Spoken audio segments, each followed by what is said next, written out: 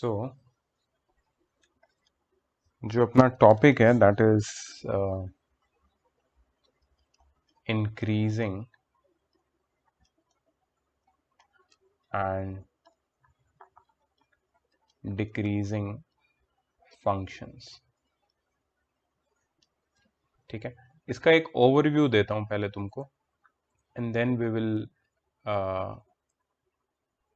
Will start with the numericals. ठीक है,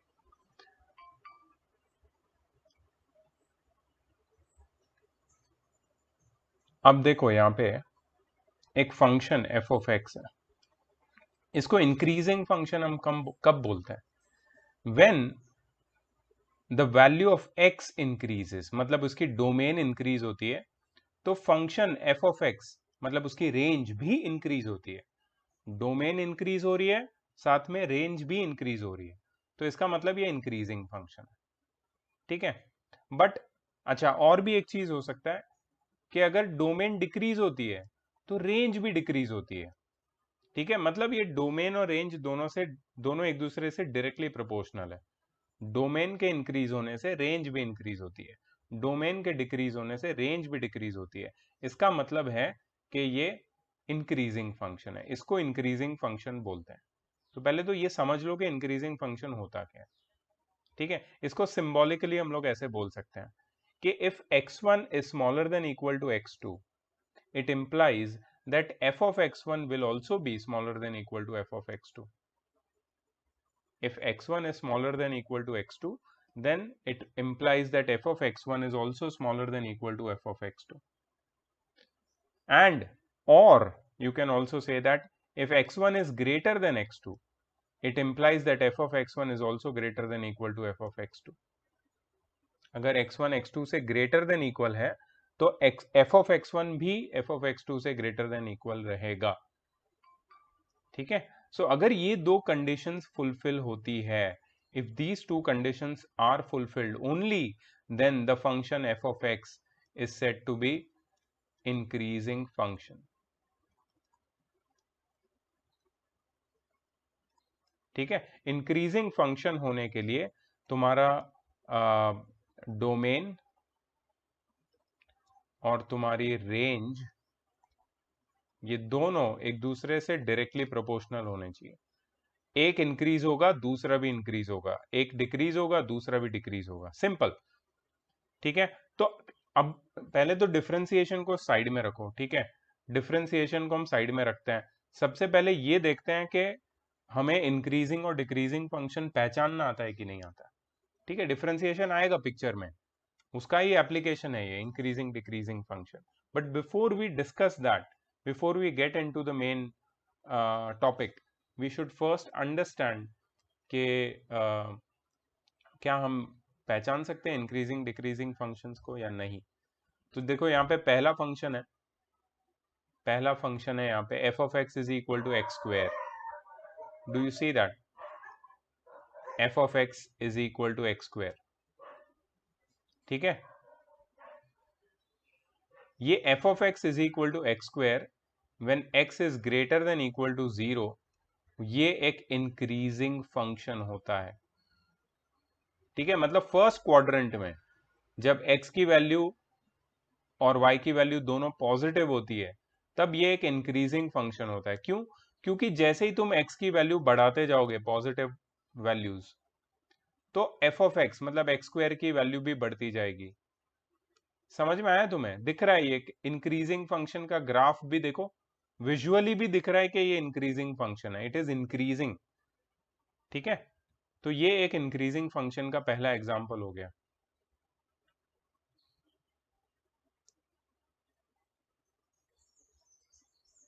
अच्छा, अब इंक्रीजिंग फंक्शन में भी एक सब टाइप है, ये है strictly increasing function. Strictly increasing तुम्हें दिख रहा है यहाँ पे, पहले इंक्रीजिंग फंक्शन था, उसमें F of X, I am sorry, यहाँ पे यस, यहाँ पे क्या था देखो, x1 was smaller than equal to x2।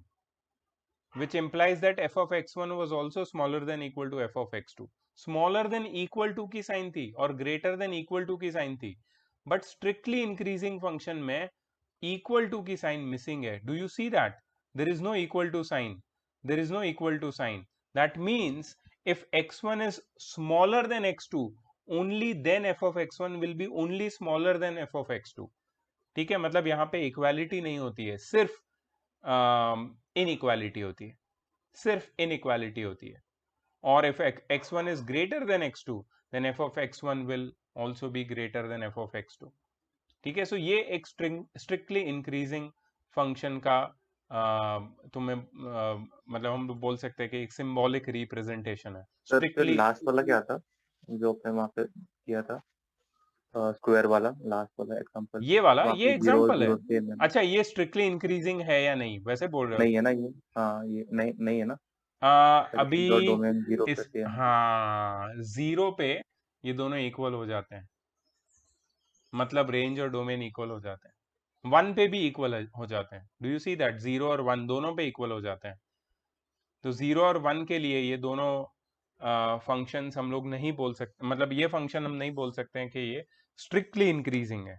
हाँ, ये इंक्रीजिंग फंक्शन है, स्ट्रिक्टली इंक्रीजिंग नहीं. ठीक है, आगे स्ट्रिक्टली इंक्रीजिंग का भी एक एग्जांपल होगा, देखते हैं.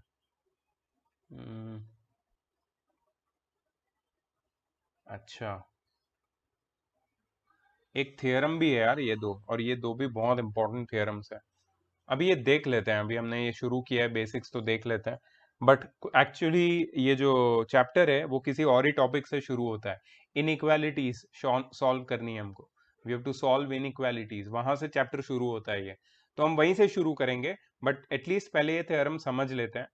ठीक है, for a function f of x which is continuous in a close interval a comma b, if f dash of x मतलब derivative, first order derivative of that function is greater than equal to 0 for all the values of x in the domain, in the closed interval, sorry, in the open interval, then f of x is an increasing function in that particular interval. मतलब अगर हमें कोई function दिया है, ठीक है, अगर हमें पता लगाना है कि ये इंक्रीजिंग है कि नहीं है अपने इंटरवल में, तो कैसे पता लगाएंगे? हम लोग उसका डेरिवेटिव निकाल लेंगे. अगर derivative greater than equal to zero आता है तो वो फंक्शन क्या हो जाएगा? वो फंक्शन इंक्रीजिंग हो जाएगा for any value of X in the domain which is given to us. जैसे यही फंक्शन समझ लो ना. अब इसकी डोमेन क्या है? इसकी डोमेन है all the positive numbers, zero and above, right? अब इसको हम लोग डिफरेंशिएट करते हैं for any point in its domain. So let us find d by dx of f of x which is equal to, which is also known as f dash of x, है ना? ये दोनों एक ही symbol है, एक ही symbol है ये, d by dx of f of x या f dash of x. अगर हम लोग इसको डिफरेंशिएट करेंगे ये फंक्शन को, तो हम कैसे लिखेंगे इसको? d by dx of x square, है कि नहीं? फंक्शन का डेफिनेशन है एक्स स्क्वेयर, लेकिन हम उसको डिफरेंशिएट कहाँ पे कर रहे हैं? We are finding the differentiation और derivative of this function at x is equal to 3. समझ लो, हम लोग इसको डिफरेंशिएट कर रहे हैं at x is equal to 3. तो पहले तो डिफरेंशिएट करेंगे, एक्स स्क्वेयर का डिफरेंशिएशन कितना होता है?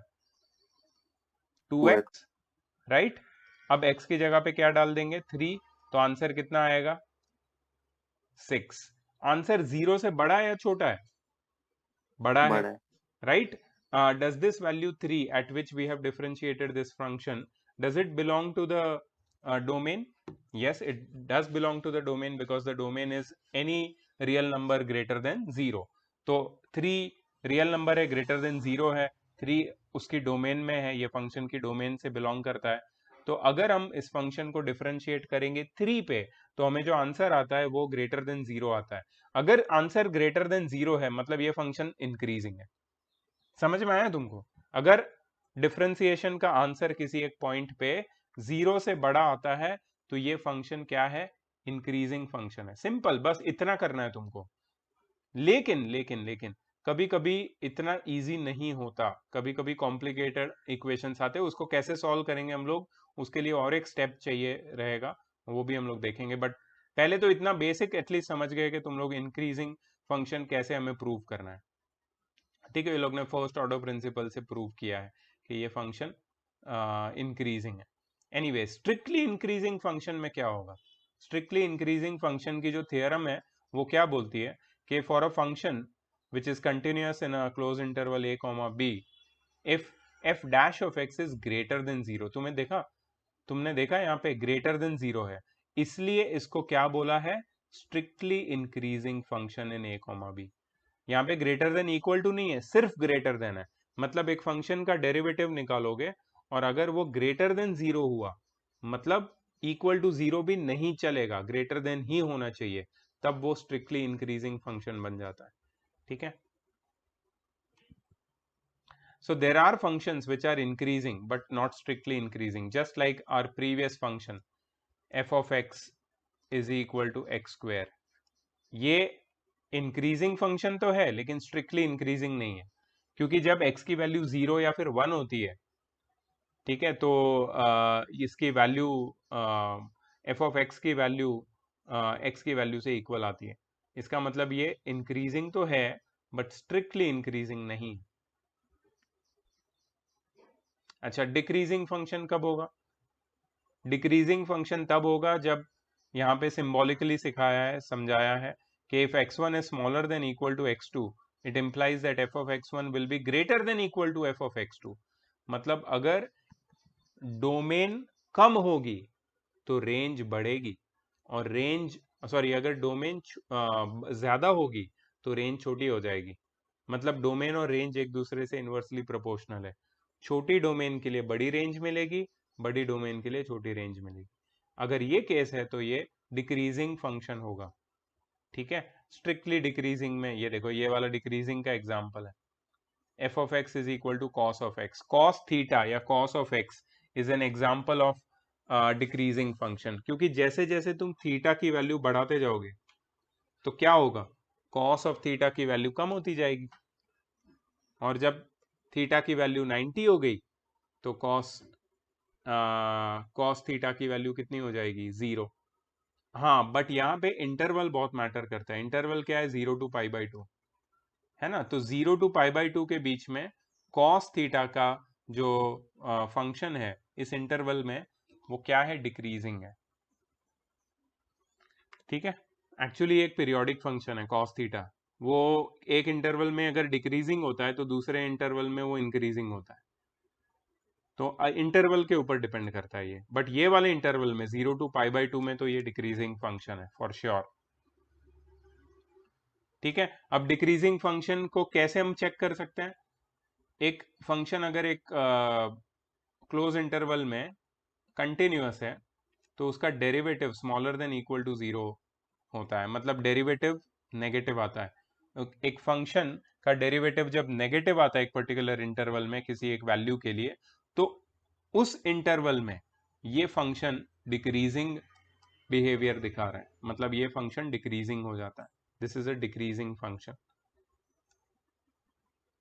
स्ट्रिक्टली डिक्रीजिंग फंक्शन में इक्वल टू की साइन नहीं होगी, बाकी सब कुछ सेम होगा। I don't have to repeat this. ठीक है, अगर उसका डेरिवेटिव स्मॉलर देन 0 है, स्ट्रिक्टली इक्वल टू 0 भी नहीं चलेगा, तो ये स्ट्रिक्टली डिक्रीजिंग हो जाएगा। मिक्स्ड फंक्शंस भी होते हैं। एक function neither wholly increasing neither wholly increasing, ऐसे फंक्शंस को हम लोग क्या बोलते हैं? Mixed functions. तो यहाँ पे जो तुम्हारा डोमेन है that is a to c, x is equal to a to x is equal to c, sorry b। तो यहाँ पे a से b तक ये फंक्शन इंक्रीजिंग भी है डिक्रीजिंग भी है, आधा आधा है। देखो ग्राफिकल रिप्रेजेंटेशन दिया है इंक्रीजिंग और डिक्रीजिंग फंक्शंस का। ओवरऑल लेफ्ट वाला इंक्रीजिंग और राइट वाला डिक्रीजिंग है। अच्छा, यहाँ पे ये सिर्फ इंक्रीजिंग है क्योंकि बीच में एक ऐसा इंटरवल आता है जहां पे ये जो ग्राफ है ना, it becomes parallel to the X axis. ठीक है, लेकिन अगर तुम इसको देखोगे ये ग्राफ कहीं भी पैरेलल नहीं होता एक्स एक्सिस के साथ, ये इंक्रीज होता ही जाता है। तो ये स्ट्रिक्टली इंक्रीजिंग और स्ट्रिक्टली डिक्रीजिंग ऐसे दिखते हैं functions. and this is neither increasing nor decreasing. It is a function which is increasing as well as decreasing in certain intervals. of its domain.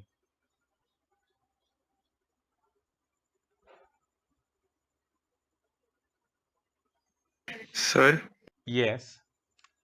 Sir तो एक्स स्क्वायर जो function है वो strictly increasing होना चाहिए ना, क्योंकि F dash of x 2x आएगा और 2x में 0 डालेंगे तो 0 हो जाएगा.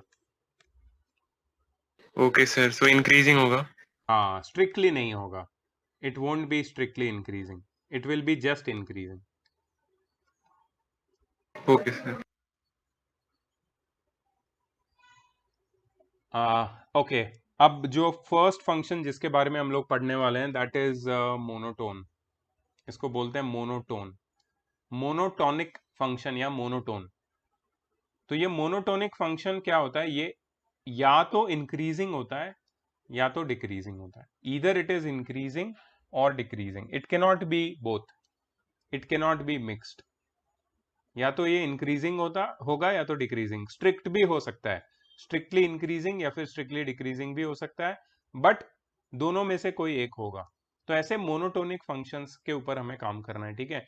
और इसी से हम लोग अपना चैप्टर की शुरुआत करेंगे. And the first thing which I was talking about कि हम लोग को डायरेक्टली डिफरेंशिएशन पे काम नहीं करना है. We have to first understand ये मोनोटोनिक फंक्शन को सॉल्व कैसे करना है.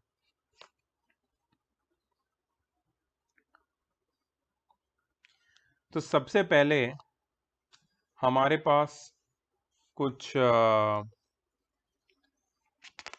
नॉलेज होना चाहिए जिससे हम लीनियर एल्जेब्रिक इनइक्वेशंस को सॉल्व कर सकें, क्योंकि हमें इनइक्वालिटीज को सॉल्व करनी पड़ेगी. ठीक है, तभी हमें समझ में आएगा कि आगे हम लोग मोनोटोनिक फंक्शन की इनइक्वालिटी, मोनोटोनिक फंक्शंस के इंक्रीजिंग या डिक्रीजिंग नेचर को कैसे पहचान सकेंगे. So the first thing we have to do is to understand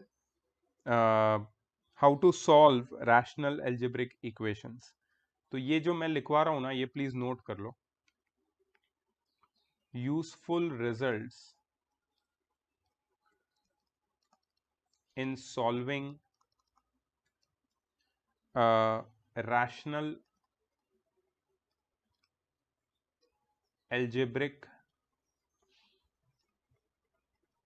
rational algebraic inequations. Useful results in solving rational algebraic inequations. First result: if the product of two numbers a and b is positive, greater than 0, it can imply two things. It means two things. Either both the numbers are 0, if either both the numbers are greater than 0, either both the numbers are greater than 0, मतलब a is greater than 0 and b is also greater than 0, या फिर both the numbers are smaller than 0, both are negative और both are positive, तभी उनका product greater than 0 होगा. ठीक है.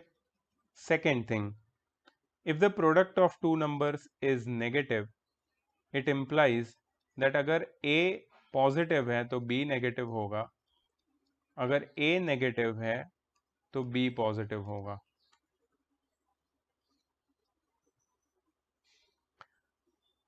अगर दो नंबर का प्रोडक्ट पॉजिटिव है और उसके साथ और एक चीज दी है एंड एक नंबर इनमें से पक्का पॉजिटिव है, तो it implies that second number भी पॉजिटिव होगा ही. अगर दो नंबर का प्रोडक्ट नेगेटिव है और हमें पता है कि एक नंबर उसमें से पक्का नेगेटिव है, तो उसी वजह से प्रोडक्ट नेगेटिव है, मतलब सेकेंड नंबर पक्का पॉजिटिव होगा ही.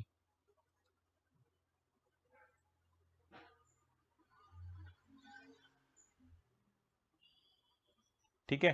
ये कुछ यूजफुल रिजल्ट्स थे इन सॉल्विंग रैशनल एल्जेब्रिक इनइक्वेशंस.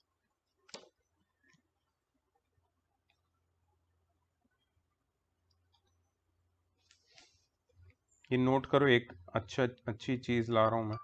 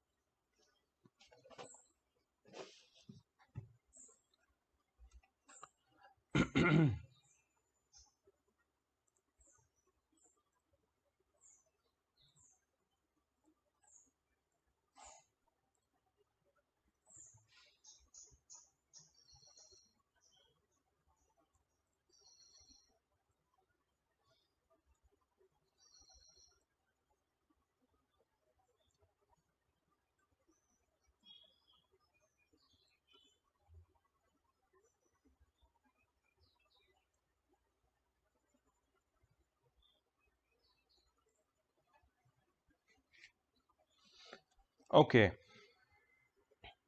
तो तुमने ऊपर वाली चीज अभी लिखी, अब नीचे देखो, दो पॉलिनोमियल है हमारे पास, P of x and Q of x, ठीक है।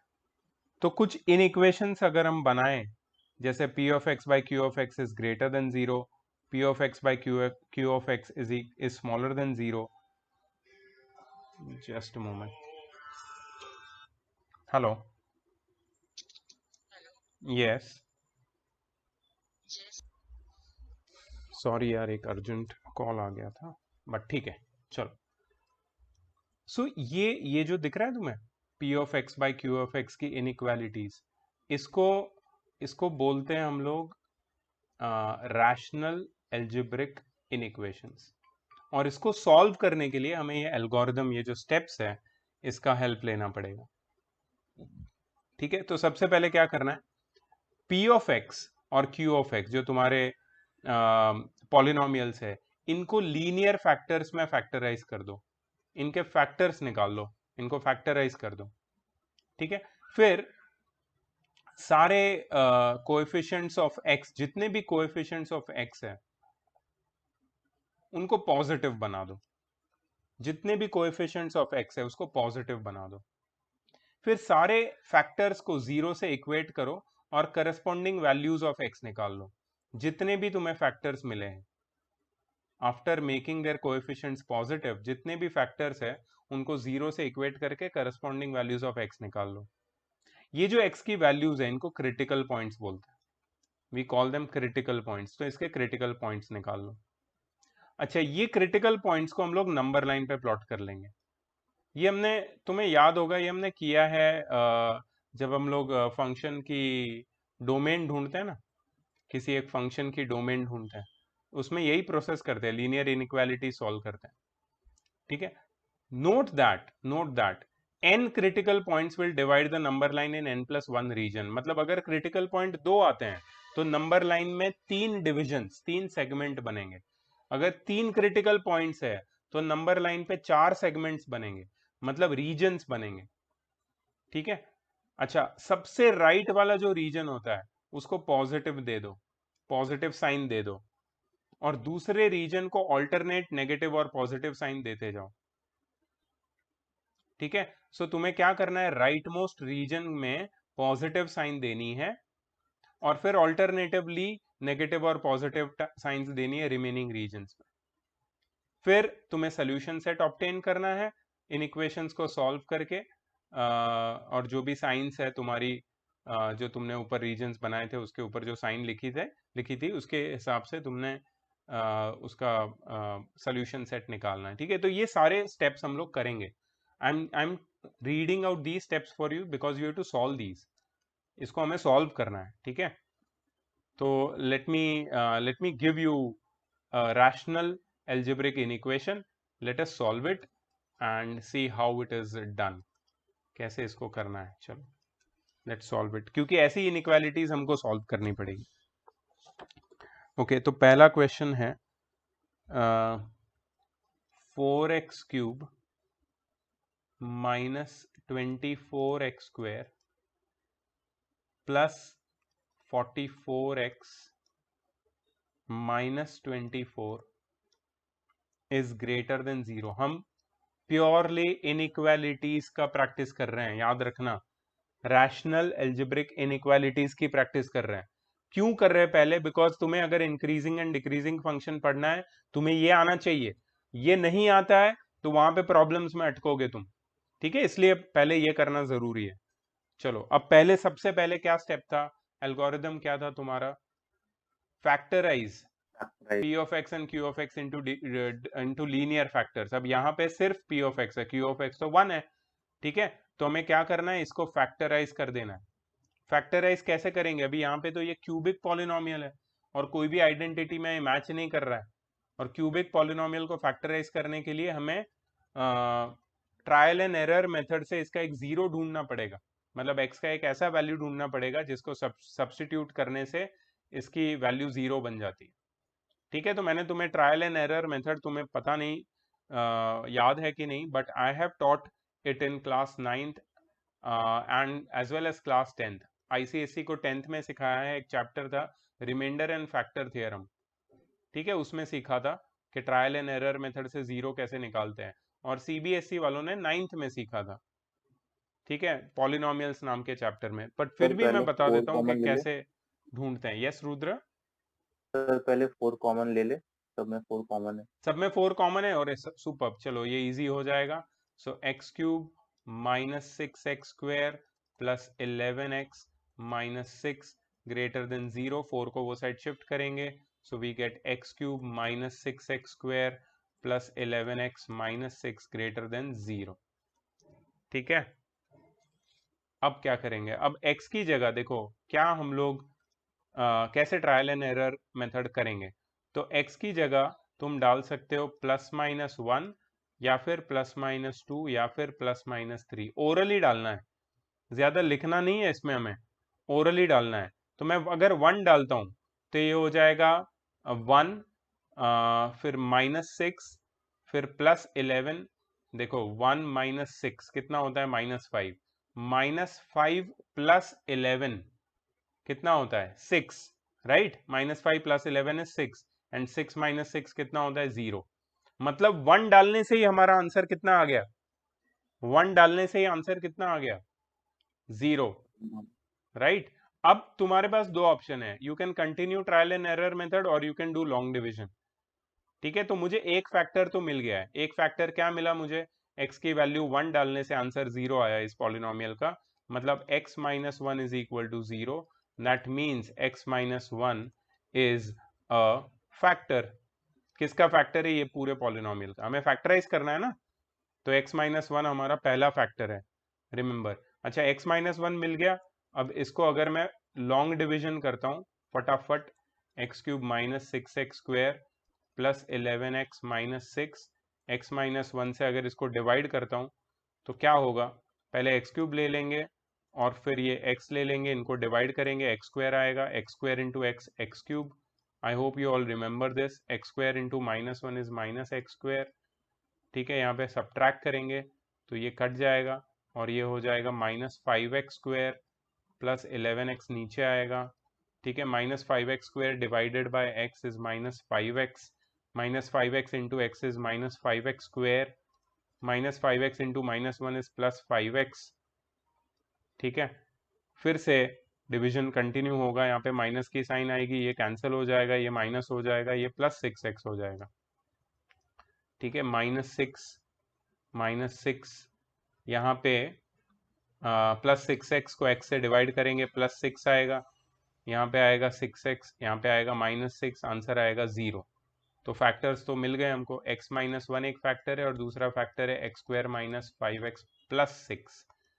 इसको स्प्लिटिंग द मिडिल टर्म से सॉल्व कर सकते हैं, तो यहाँ पे आ जाएगा x - 1, इधर आ जाएगा x² -5 ना, मतलब -2x -3x + 6, am I correct, -2 -3 yes sir. -5 होता है, -2 इंटू -3 + 6 होता है, राइट। सो ये हो जाएगा x - 1, यहाँ से ब्रैकेट कॉमन निकलेगा x - 2, वहाँ से -3 बाहर निकलेगा, so basically x - 2 x - 3, right. Splitting the middle term के बाद 3 फैक्टर मिल गए, कंप्लीटली फैक्टराइज हो गया ये, राइट।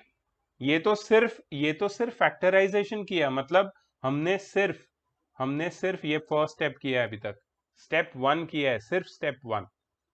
चलो अभी हम लोग इसको लिखते हैं फैक्टर्स के फॉर्म में, कैसे लिखेंगे हम लोग इसको, x - 1, x - 2 और x - 3 कैसा था, ये क्या था, greater than 0, right, greater than 0 हो गया फैक्टराइज। अब क्रिटिकल पॉइंट ढूंढते हैं, क्रिटिकल पॉइंट कैसे निकालते हैं, क्रिटिकल पॉइंट हर एक फैक्टर को 0 से इक्वेट करके निकालते हैं। अच्छा, कोएफिशिएंट ऑफ x 0 होना चाहिए, इसको याद रखना, sorry coefficient of x positive होना चाहिए, इसको याद रखना। सबका कोएफिशिएंट ऑफ x 1 है जो पॉजिटिव है, तो we can definitely find the value of x that is critical points which is 1, 2 and 3, ठीक है। तो x की जो वैल्यूज आती है वो है 1, 2 और 3 जो तुम्हारे क्रिटिकल पॉइंट्स है। अब ये क्रिटिकल पॉइंट्स को हम लोग डाल देंगे तुम्हारे नंबर लाइन के ऊपर, ठीक है। सो सबसे पहले आएगा यहाँ पे 1, फिर आएगा 2, फिर आएगा 3, यहाँ पे नेगेटिव इन्फिनिटी आएगी, यहाँ पे positive infinity. Now you will feel that हाँ ये तो मुझे समझ गया क्या करना है, मतलब यू विल फील दैट ये किया हुआ है पहले, ठीक है। अब देखो एक चीज नोट करो कि यहाँ पे इनइक्वालिटी की साइन को नोट करो, ये कौन सी साइन है, greater than, right, greater than sign है। इक्वल टू है क्या इसमें, इक्वल टू नहीं है, सिर्फ ग्रेटर देन है।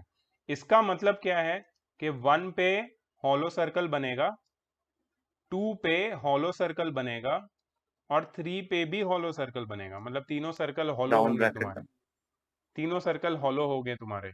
ये इक्वालिटी की इनइक्वालिटी की साइन से हमें समझ में आए, इनइक्वालिटी की साइन से समझ में आया। अच्छा, और एक चीज जो स्टेप्स में लिखी थी, क्या बोला था कि in the right most region the expression will be positive, मतलब राइट मोस्ट रीजन को क्या, राइट मोस्ट रीजन कौन सा है, राइट मोस्ट रीजन ये है 3 से लेके प्लस इंफिनिटी तक, मतलब 3 से बड़े नंबर, ठीक है।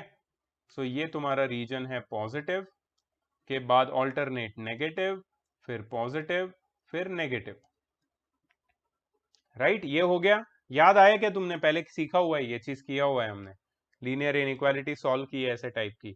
हमें और कॉम्प्लेक्स लीनियर इनइक्वालिटी सॉल्व करनी है, और कॉम्प्लेक्स लीनियर इनइक्वालिटी हमें सॉल्व करनी है। ये तो सिंपल वाली है, वो भी कर लेंगे, कोई प्रॉब्लम नहीं है, पहले ये समझ लो, ठीक है। अब क्या करेंगे, now we are going to select those regions which confirm our inequalities। हमारी जो inequality है, अगर तुम इसको देखो ध्यान से, so वो inequality बोलती है कि it should be greater than 0, that means it should be a positive number। you see that 4x cube minus 24x square plus 44x minus 24 should be greater than 0, मतलब हमें वो सेक्शन सिलेक्ट करना है जिसमें positive sign है, ये वाला section select करेंगे हम लोग क्योंकि इसमें पॉजिटिव रीजन है, और ये वाला सेक्शन सिलेक्ट करेंगे हम लोग क्योंकि ये भी पॉजिटिव रीजन। समझ में आया रीजन कैसे सिलेक्ट किया, और यहाँ पे फिर यूनियन करना पड़ेगा ना, एग्जैक्टली वन यूनियन और करना टू को। पड़ेगा। सो एक्स किससे बिलोंग करेगा, ये हमें अभी निकालना है।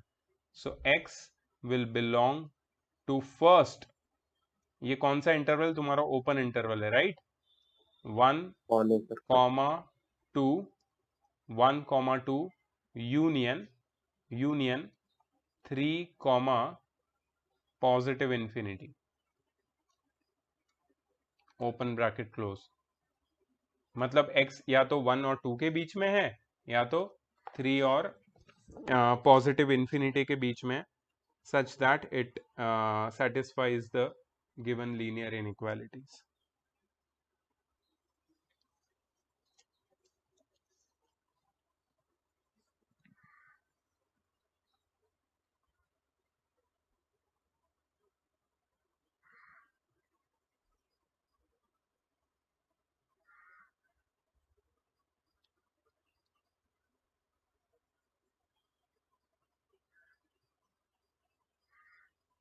ठीक है, ये लिख लिया, नेक्स्ट वाला ट्राई करें।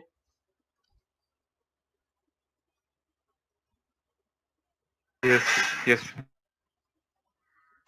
Next 1 upon x plus 1 minus 4 upon 2 plus x the whole square is greater than 0।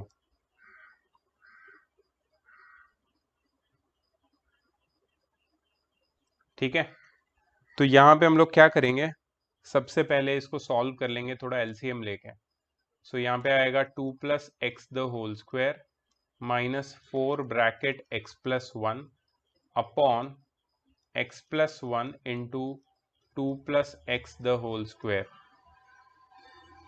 Which is, अगर इसको सॉल्व करें आगे हम लोग क्या मिलेगा हमको, 4 plus 4x plus x square -4x -4, ये -4x और +4x कटेगा, -4 और +4 कटेगा, सिर्फ x² बचेगा न्यूमरेटर में, upon x+1 into 2 + x the whole square. ठीक है, ये सिर्फ मैंने न्यूमरेटर को सिंप्लीफाई किया है।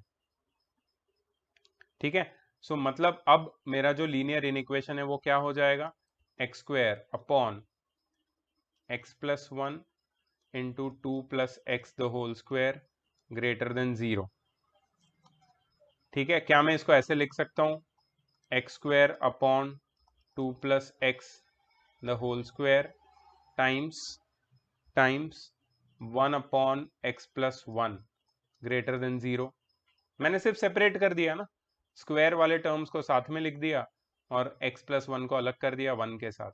तो इसको मैं ऐसे लिख सकता हूं ना, x upon 2 + x the whole square bracket 1 upon x+1 greater than 0। ठीक है,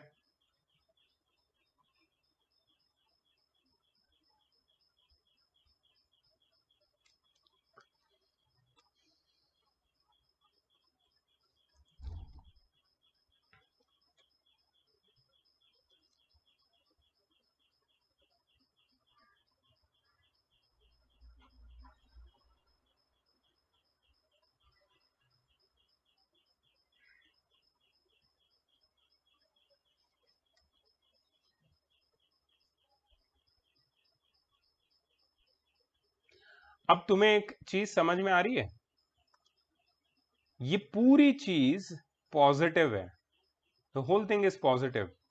what can you say about this number, whether it is positive और नेगेटिव? दिस टर्म, ये जो फैक्टर है, ये पॉजिटिव होगा या नेगेटिव होगा? पॉजिटिव। पॉजिटिव। क्यों होगा पॉजिटिव? पॉजिटिव और पॉजिटिव का प्रोडक्ट ग्रेटर देन 0। हाँ वो तो है, लेकिन ये Square है वाला number। पॉजिटिव क्यों है? Because it is square of a number, it's a perfect square. कोई भी square of anything is always positive. इसका मतलब है कि जो दूसरा वाला नंबर है उसको पॉजिटिव होना ही पड़ेगा। तुम्हें समझ में आ रही है बात? ये पूरा जो प्रोडक्ट है इट इज पॉजिटिव, ये दोनों का मल्टीप्लीकेशन प्रोडक्ट पॉजिटिव है। इसमें से ये वाला तो पक्का पॉजिटिव है because it is square of a number. तो what about this? This has to be positive. तुम्हें याद है वो मैंने अभी बताया था, if a is greater than 0 and ab is also greater than 0 then b must be greater than 0। याद है? तो यही लॉजिक से हम लोग ये लिख सकते हैं कि therefore 1 upon x+1 is greater than 0। 1 upon x+1 is greater than 0। ठीक है, इसका मतलब है, अगर देखो अभी इसको भी सॉल्व करना बहुत आसान है। Reciprocal of a number is greater than 0। अगर एक नंबर का रेसिप्रोकल पॉजिटिव है तो वो नंबर भी तो पॉजिटिव होगा, है ना? If reciprocal of a number is positive then x+1 will also be positive. इसका मतलब क्या है कि x इज ग्रेटर देन -1, है ना? x is greater than -1। अच्छा, x क्या नहीं हो सकता है? What x can't be? x क्या नहीं हो सकता है? यहाँ पे देखो, -1। वो तो सही है -1, लेकिन इसका न्यूमरेटर देखो, ये सेकंड नंबर का, क्या x 0 हो सकता है? नहीं हो सकता। 0 x 0 नहीं हो सकता। अगर 0 हो जाएगा तो ये पूरा नंबर 0 हो जाएगा, और 0 इंटू एनीथिंग 0, राइट? मतलब x -1 से बड़ा तो होगा लेकिन x 0 नहीं हो सकता, क्योंकि अगर x 0 हो गया तो ये वाला नंबर पूरा 0 हो जाएगा, और ये ब्रैकेट अगर 0 हो गया, 0 into anything will be 0, and how come 0 can be greater than 0? That is wrong. So x दो चीजें नहीं हो सकता, x 0 नहीं हो सकता और x हमेशा -1 से बड़ा ही होगा। तो इसको हम लोग कैसे लिखेंगे कि x is greater than -1 and x is not equal to 0? x belongs to -1, 0 union 0, infinity. इसमें एक चीज को हमने बहुत ही हल्के से हटा दिया है। क्या है वो? 0। 0 रखा ही नहीं हमने, पूरे 0 की कोई गुंजाइश नहीं है। 0 पे ये एक इनइक्वालिटी एग्जिस्ट नहीं करती है। ठीक है, so this is the range. Sorry, this is the domain. This is the value of x basically, which we get upon solving this inequality. ठीक है, तो इसमें नंबर लाइन की जरूरत नहीं पड़ी, बट अच्छा था, इंटरेस्टिंग क्वेश्चन था, बिकॉज ये दो तीन चीजें थी जिसको हमने समझा यहाँ पे कि अगर दो नंबर का प्रोडक्ट 0 से बड़ा है तो दोनों नंबर पॉजिटिव होने चाहिए, अगर एक पॉजिटिव है तो दूसरा पॉजिटिव ही होगा। अच्छा, एक रेसिप्रोकल अगर पॉजिटिव एक नंबर का तो वो नंबर भी पॉजिटिव होगा। ठीक है, और ये x कभी भी 0 नहीं हो सकता, इसलिए यहाँ पे एक एक्स्ट्रा इंफॉर्मेशन हमने डाल दी which actually helped us to get our answer. और एक क्वेश्चन करते हैं।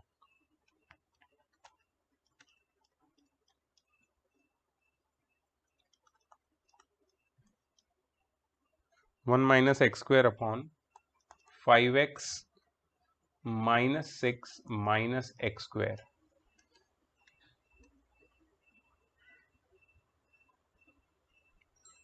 Smaller than 0।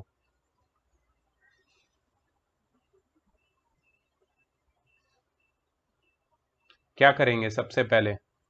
उन्होंने एक स्टेप बोला था, पता है, फैक्टराइज तो बोला ही था खैर, लेकिन फैक्टराइज से पहले भी एक चीज बताई थी, फैक्टराइज से पहले भी एक चीज बताई थी कि x के कोएफिशिएंट्स को हमेशा पॉजिटिव रखना है ना? तो यहां पे हम लोग इसको ऐसे लिख सकते हैं, minus of x square minus 1 upon minus of x square minus 5x plus 6। ठीक है, सर लेकिन विच इज 5x तो माइनस में है ना, सॉरी 5x तो माइनस में है ना, 5x प्लस है कोएफिशिएंट ना का यहाँ पे। हाँ ओके, यहाँ पे माइनस में है, यस नो सर। प्रॉब्लम, हम लोग फैक्टराइज करेंगे उसके बाद तेरे को पता चलेगा कि वो भी प्लस हो जाएगा। This okay is not factorized yet, so पहले हमने एक्स स्क्वायर को पॉजिटिव बना दिया, फैक्टराइजेशन भी इजी हो जाएगा उससे, माइनस माइनस कट हो जाएगा, न्यूमरेटर फैक्टराइज होके बन जाएगा x प्लस 1 एक्स माइनस 1, और डिनोमिनेटर बन जाएगा x minus 2 x minus 3 smaller than 0। ठीक है, ये हो गए तुम्हारे फर्स्ट स्टेप्स, फैक्टराइज हो गया। अब नेक्स्ट स्टेप क्या था कि सारे फैक्टर्स तो हो गए, मिल गए न्यूमरेटर और डिनोमिनेटर में, सारे फैक्टर्स को 0 से इक्वेट कर देना है क्रिटिकल पॉइंट निकालने के लिए। तो मुझे बताओ यहाँ पे क्रिटिकल पॉइंट क्या होंगे? क्रिटिकल पॉइंट्स होंगे -1 -1 1 2 3, है कि नहीं? इसको हमें डाल देना है किसके ऊपर? नंबर लाइन के ऊपर। सबसे लेफ्ट में क्या आएगा? -1, फिर कौन आएगा? 1, फिर 2 और फिर 3। ठीक है, अब यहां पे स्ट्रिक्ट इनइक्वालिटी की साइन है, that is decreasing, I am sorry decreasing क्या बोल रहा हूं, स्मॉलर देन की साइन दिख रही है तुम्हें? तो हम लोग क्या बनाएंगे? हॉलो सर्कल बनाएंगे हर जगह पे, हॉलो सर्कल, और पॉजिटिव नेगेटिव रीजन्स मार्क कर देंगे, plus minus plus minus plus, क्योंकि हमारे इनइक्वालिटी स्मॉलर देन वाली है तो हम नेगेटिव वाले सेक्शन सिलेक्ट करेंगे। एक सेक्शन रीजन ये हो गया ये वाला, और दूसरा रीजन हो गया ये वाला। These are the two regions which we will select. ठीक है, सो डायरेक्टली हमें अपना डोमेन मिल जाएगा, x belongs to open interval -1 to 1 open interval close union open interval 2, 3 open interval close.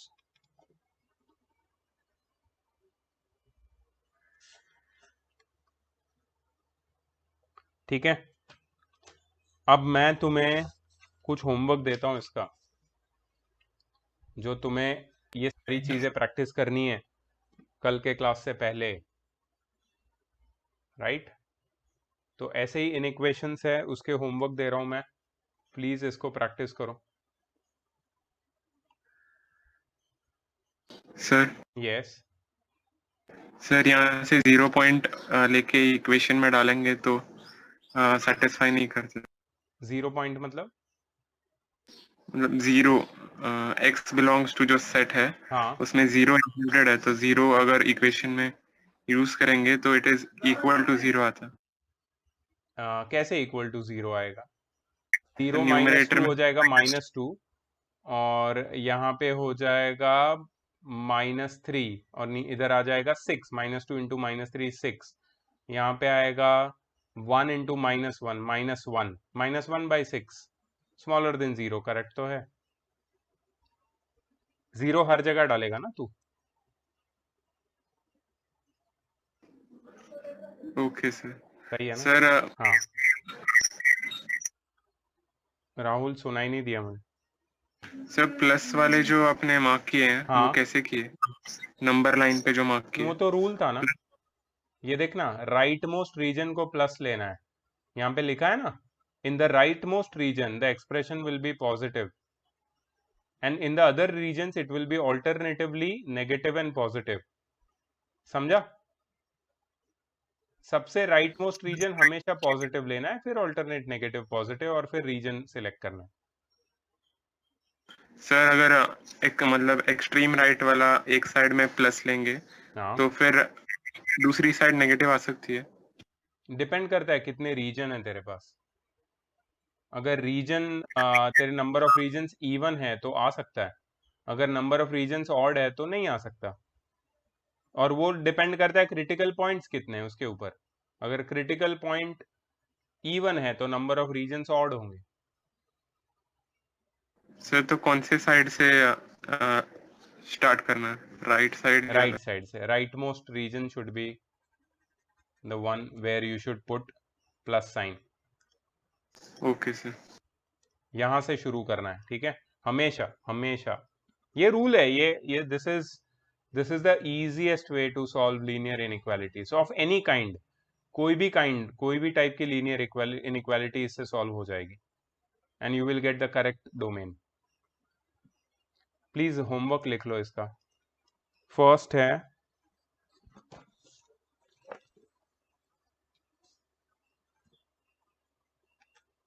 8x² plus 16x minus 51 upon 2x² plus 5x minus 12 is greater than 3. Second, x² minus 2x plus 5 upon 3x² minus 2x minus 5 is greater than 1/2. Third है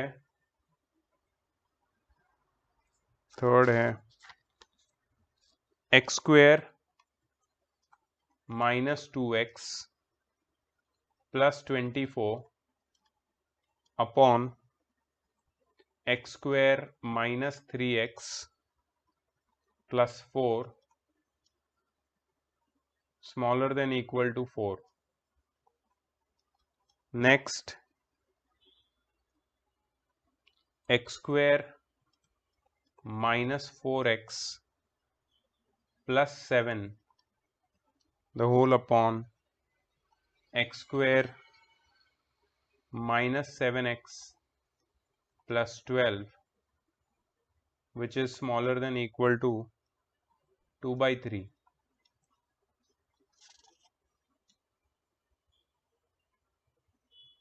ठीक है, 4 question है बस, 4 inequalities. ठीक है, इतना practice करोगे inequalities तो तुम्हारा एटलीस्ट तुम्हें इंक्रीजिंग डिक्रीजिंग में किसी क्वेश्चन में प्रॉब्लम नहीं होगा। Then we will tomorrow will solve more questions. It's not a very huge chapter. There are only a different kinds of questions which we have to solve. So not a very big topic. We can easily finish in 2 lectures, that is tomorrow and day after. अगर Monday Tuesday भी कर लिया तो आराम से हो जाएगा ये. Then we can move to tangents and normals. वो भी छोटा है, फिर मैक्सिमम मिनिमा बड़ा है, उसको आराम से करना पड़ेगा. ठीक है, तो please do this and we will see tomorrow each other at 2:30. Sir कभी मैथ करना है? कल मैथ्स है, कल मैथ्स का लेक्चर है. ओके ठीक है, फिजिक्स हम लोग रखेंगे वेडनेसडे थर्सडे. राइट, अभी मैथ्स का एक रिदम है तो उसको टूटने नहीं देंगे. ठीक है, ओके सर, चलो bye, see you later, take care. Bye.